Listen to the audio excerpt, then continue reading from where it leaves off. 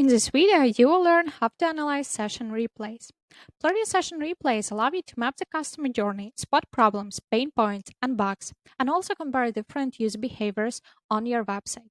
In order to start analyzing the session replays, go to Session Replay List of Video Sessions.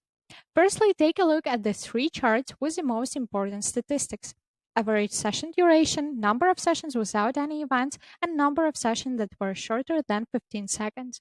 Those three metrics give an instant feel for how good is your traffic and if your users find what they are looking for on your site. If the session duration is very short, the percentage of sessions without any events and sessions that were shorter than 15 seconds is high. This is the first indicator of some issues and problems. To realize what are the exact pain points, you should dive deeper and analyze session replays.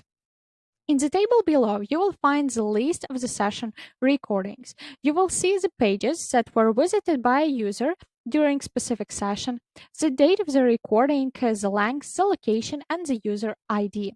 It can be an ID automatically given by Plerdy, or you can set up a custom ID. You can also see in this table the number of events that were made during this session, the device type, operating system, browser, and the traffic channel. From this table, you can open the specific session. You have two options. You can open it from a concrete page or play the whole session from the beginning. When you click on the play button, the session replay will be opened in a new tab. On the right side, you again have the information about the session. In the first step timeline, we have events. Each event is marked with a specific color. The colored dots on the timeline mean that at this point of the session, the specific event happened: cursor movement, page scroll, click, keyboard input, or rage click. If you need, you can deselect some of the events in case you're focusing on something specific, or if there are too many events and they are overlapping, so you should analyze them separately by using this deselect option on the sidebar. In the next step, you have more information about the user: unique ID, location, date of the session, traffic channel, screen resolution, operating system, and the browser. This information might be very helpful if you notice some technical issues faced by a user, some bugs, or issues with the design. In the last steps tab, you can add some tags or commands.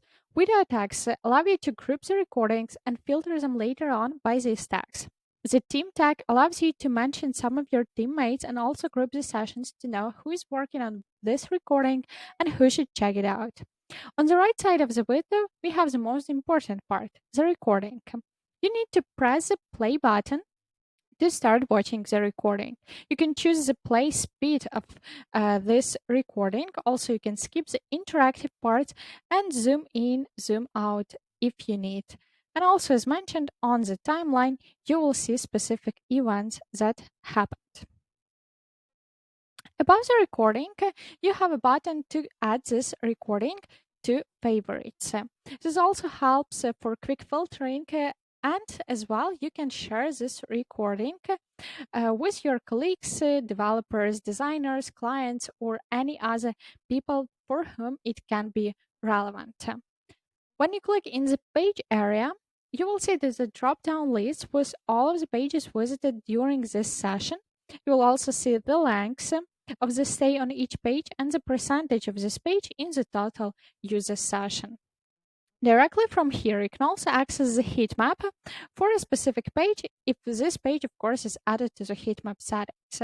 If you notice some interesting behavior or an issue or something like that, you can check the heat map to quickly see a bigger picture and more user interaction data for this page. Analyzing the session replays comes down to watching the sessions and trying to spot interesting behaviors, problems, and issues users might experience on your site. It takes time, but it is worth it.